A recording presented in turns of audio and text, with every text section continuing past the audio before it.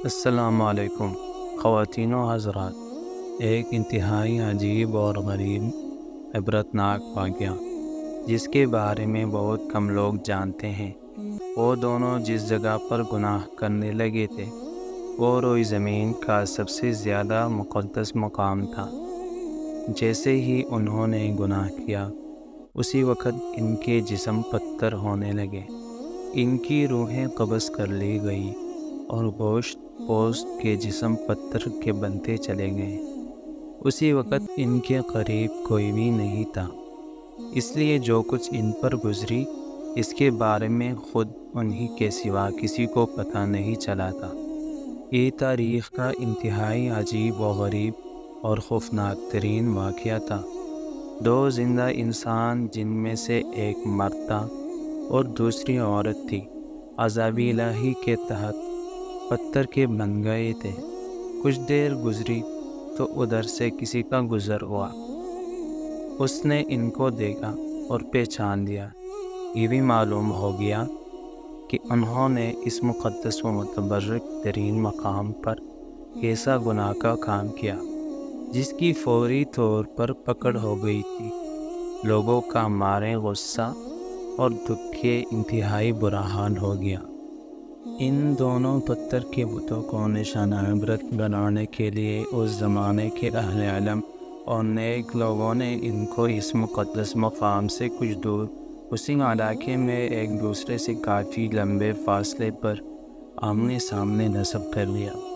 اس مقدس مقام پر عبادت کے لیے آنے والوں کے لیے لازم قرار دے دیا گیا کہ ان دونوں کے بتوں کو جوتے مارتے ہوئے گزرا جائے تاکہ دیکھنے والوں کے ذہنوں میں ان کا کیا ہوا گناہ تازہ رہے اور وہ اس واقعہ سے عبرت حاصل کرتے رہیں۔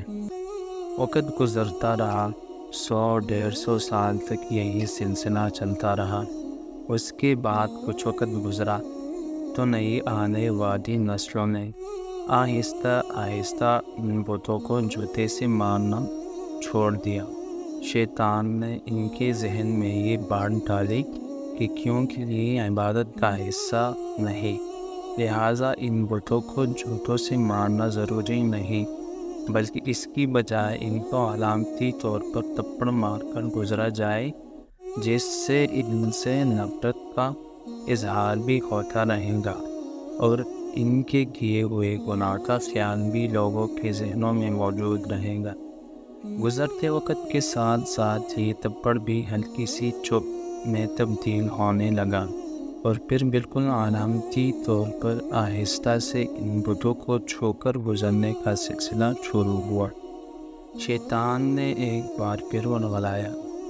اب لوگ ان بتوں کو اس نیت سے چھوتے ہیں کہ وہ ان سے نفرت کرتے ہوئے تھپڑ مار رہے ہیں، لیکن ساتھ ہی دعا اپنی حاجات کے لیے بھی دعا مانگنے لگے تھے، اور یوں رفتہ رفتہ ان کے اندر جرائم پیدا ہونا شروع ہو گئی۔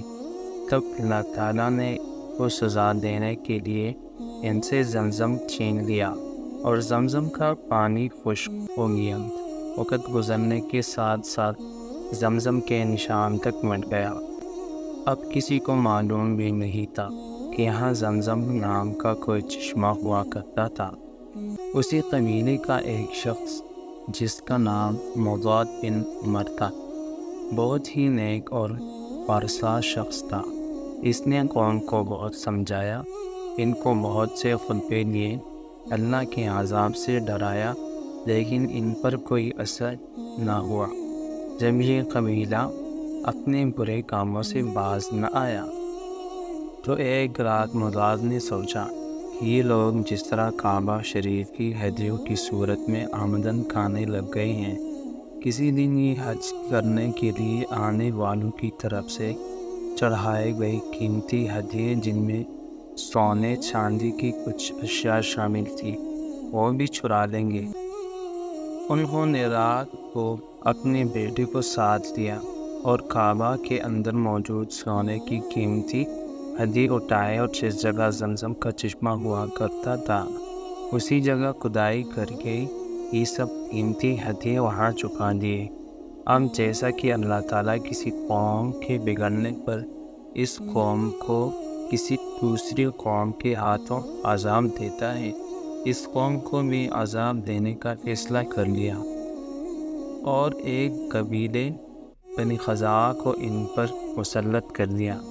بنی خزاعہ والوں نے بنی جرہم کو مار مار کر مکہ سے نکال دیا۔ ان کے قبیلے کی کثیر تعداد میں افراد کو قتل بھی کر ڈالا، اور یوں لٹے پٹے بنی جرہم یمن میں جا کر آباد ہو گئی۔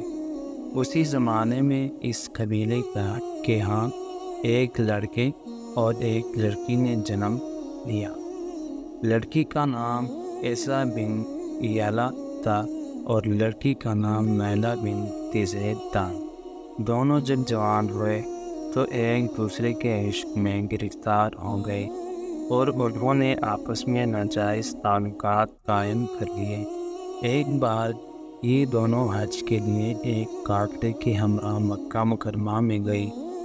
خانہ کعبہ میں ان کو تنہائی میسر آئی تو انہوں نے ایک قبیح فعل کرنے کا ارادہ کر لیا۔ چنانچہ جیسے بھی گناہ کے مرتکب ہوئے تو انہیں عذاب الہی نے آن گھیرا، یوں وہ پتھر کے بت بنا دیے گئے۔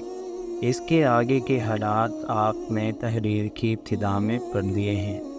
جب ان کے بت نبی کریم صلی اللہ علیہ وسلم نے خانہ کعبہ کی حدود سے باہر پھینکوا دیے تو اس وقت مسلمانوں کے ذہن میں صفا و مروہ کے دوران سعی کے بارے میں شک و شبہ پیدا ہو گیا۔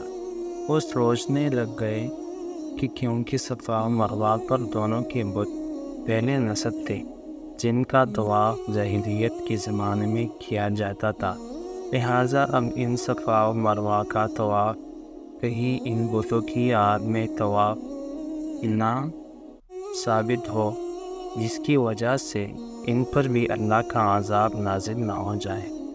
اس پر سورہ بقرہ کی آیت نمبر 158 نازل ہوئی، جس میں اللہ تعالیٰ نے ارشاد فرمایا، بے شک صفا اور مروہ اللہ کی نشانیوں میں سے ہیں، تو جو شخص حج کرے بیت اللہ کا یا عمرہ کرے تو نہیں ہے کچھ گناہ اس پر جو سعی کرے ان دونوں کے درمیان۔ جو شخص خوش دلی سے کرتا ہے کوئی نیک کام تو بے شک